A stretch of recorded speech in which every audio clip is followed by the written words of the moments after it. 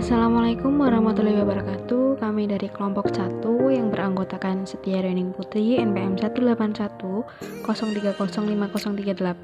dan Happy Trisabella dengan NPM 181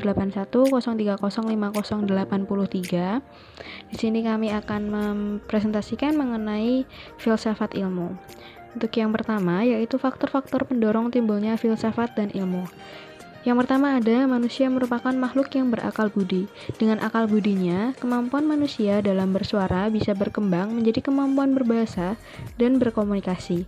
Menurut Aristoteles, manusia dipandang sebagai animal that reason yang ditandai dengan sifat selalu ingin tahu atau all men by nature desire to know. Untuk yang kedua, yaitu manusia memiliki rasa kagum atau tauma pada alam semesta dan isinya. Manusia merupakan makhluk yang memiliki rasa kagum pada segala sesuatu yang diciptakan oleh Sang Pencipta. Kekaguman tersebut kemudian mendorong manusia untuk berusaha mengetahui alam semesta dan asal-usulnya, yaitu berupa masalah kosmologis. Ia juga berusaha mengetahui dirinya sendiri, eksistensi, hakikat, dan tujuan hidupnya. Untuk yang ketiga, yaitu manusia senantiasa menghadapi masalah. Kehidupan manusia selalu diwarnai masalah, baik masalah yang bersifat teoritis maupun praktis. Masalah mendorong manusia untuk berbuat dan mencari jalan keluar yang tidak jarang menghasilkan temuan yang sangat berharga, yaitu necessity is the mother of science. Untuk yang selanjutnya yaitu pengertian filsafat. Secara etimologis, filsafat artinya cinta atau gemar kebajikan, yaitu love of wisdom. Cinta artinya hasrat yang besar atau berkobar-kobar atau bersungguh-sungguh, sedangkan kebijakan artinya kebenaran sejati atau kebenaran yang sesungguhnya. Filsafat berarti hasrat atau keinginan yang sungguh-sungguh akan kebenaran sejati. Yang kedua yaitu ada objek filsafat. Meliputi objek material filsafat adalah segala sesuatu yang ada, meliputi ada dalam kenyataan, ada dalam pikiran, dan ada dalam kemungkinan. Yang kedua yaitu objek formal filsafat adalah hakikat dari segala sesuatu yang ada. Yang ketiga yaitu ada sistematika filsafat. Ada beberapa aliran filsafat, diantaranya realisme, rasionalisme, empirisme, idealisme, materialisme, eksistensialisme, positivisme, dan sebagainya. Filsafat sendiri memiliki cabang yang cukup banyak, diantaranya metafisika, epistemologi, logika, etika, filsafat sejarah, filsafat politik, dan lain sebagainya. Selanjutnya yaitu dimensi ilmu. Yang pertama ada ontologi. Secara terminologi, ontologi adalah cabang ilmu filsafat yang berhubungan dengan hakikat hidup.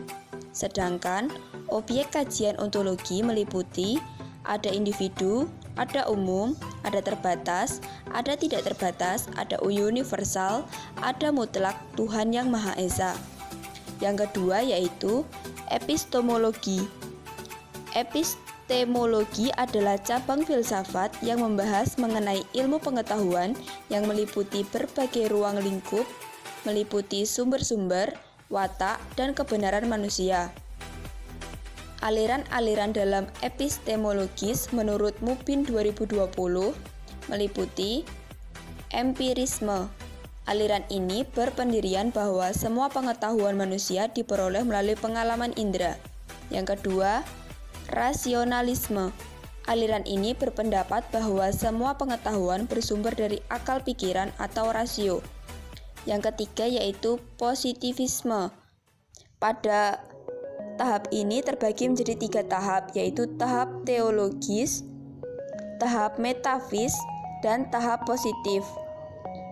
Yang keempat yaitu realisme, yaitu suatu aliran filsafat yang menyatakan bahwa objek-objek yang kita serap lewat indera adalah nyata dalam diri objek tersebut. Yang kelima ada kritisisme, yaitu akal menerima bahan-bahan pengetahuan dari empiri yang meliputi indera dan pengalaman. Yang keenam yaitu pragmatisme. Aliran ini tidak mempersoalkan tentang hakikat pengetahuan, namun mempertanyakan tentang pengetahuan dengan manfaat atau guna dari pengetahuan tersebut. Yang ketiga ada aksiologi. yaitu cabang filsafat ilmu yang membicarakan tentang tujuan ilmu pengetahuan itu sendiri dan bagaimana manusia menggunakan ilmu tersebut. Dalam hal ini, yang ingin dicapai oleh aksiologi adalah hakikat dan manfaat yang terdapat dalam suatu pengetahuan. Periodisasi perkembangan pemikiran filsafat. Berikut ini merupakan uraian periode filsafat di Barat, meliputi 1. Zaman pra-Yunani kuno atau zaman batu. Pada abad ke-6 sebelum Masehi, di Yunani mulai berkembang pemikiran filsafat dan pendekatan yang sama sekali berlainan, yaitu dengan perdebatan dan berpikir. Pada saat itu, untuk mencari jawaban rasional tentang masalah alam semesta, tidak lagi menggunakan mitos. Yang kedua, zaman Yunani klasik terbagi menjadi dua. 1. Zaman keemasan Yunani. Zaman ini dipandang sebagai zaman keemasan filsafat, karena pada zaman ini orang memiliki kebebasan untuk mengungkapkan ide dan pendapatnya. Yang kedua yaitu zaman Helenistis Romawi. Pada zaman ini muncul beberapa aliran, yaitu 1. Stoicisme. Menurut paham ini, jagat raya ditentukan oleh kuasa-kuasa yang disebut logis. Oleh karena itu, segala kejadian berdasarkan ketetapan yang tidak dapat dirubah. Kedua, Epikurisme. Berpendapatan bahwa segala-segalanya terdiri atas atom-atom. Yang ketiga ada skeptisisme. Suatu kecenderungan umum yang mengambil berbagai unsur filsafat dari aliran-aliran lain tanpa berhasil mencapai suatu pemikiran yang sungguh-sungguh. Yang keempat ada eklektisisme. Suatu kecenderungan umum yang mengambil pemikiran yang sungguh-sungguh. Yang kelima ada neoplatoisme, yaitu paham yang ingin menghidupkan kembali filsafat Plato. Yang selanjutnya yaitu ada zaman abad pertengahan. Zaman abad pertengahan terbagi menjadi dua periode, yaitu periode patriarkis. Dia mengalami dua tahapan, yaitu yang tahap pertama permulaan agama Kristen, yang kedua filsafat Agustinus yang terkenal pada zaman patristik. Yang periode selanjutnya ada periode skolastik, terbagi menjadi tiga tahapan, yaitu periode awal yang ditandai dengan pembentukan metode yang lahir karena hubungan yang rapat antara agama dan filsafat.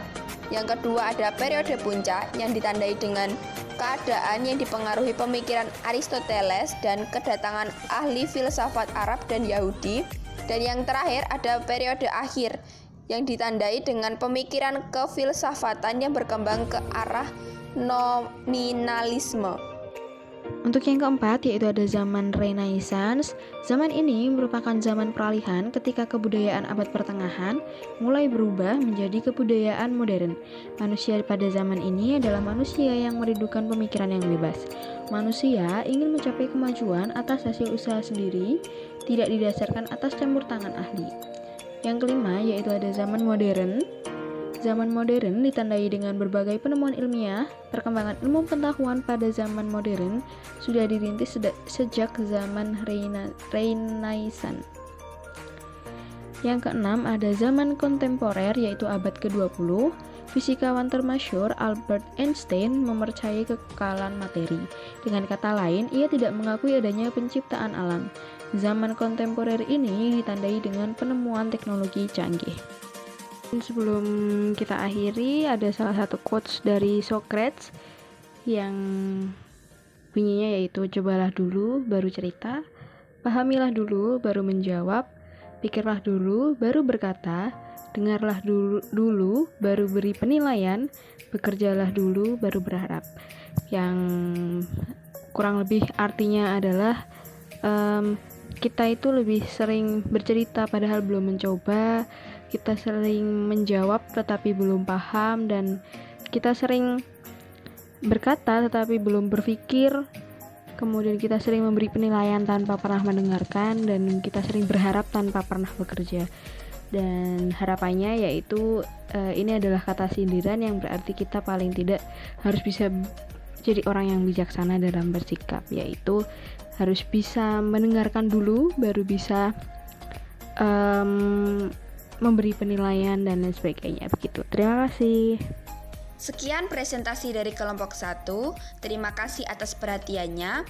Semoga ilmu yang telah dipresentasikan tadi bermanfaat untuk kita semua. Sekian, wassalamualaikum warahmatullahi wabarakatuh.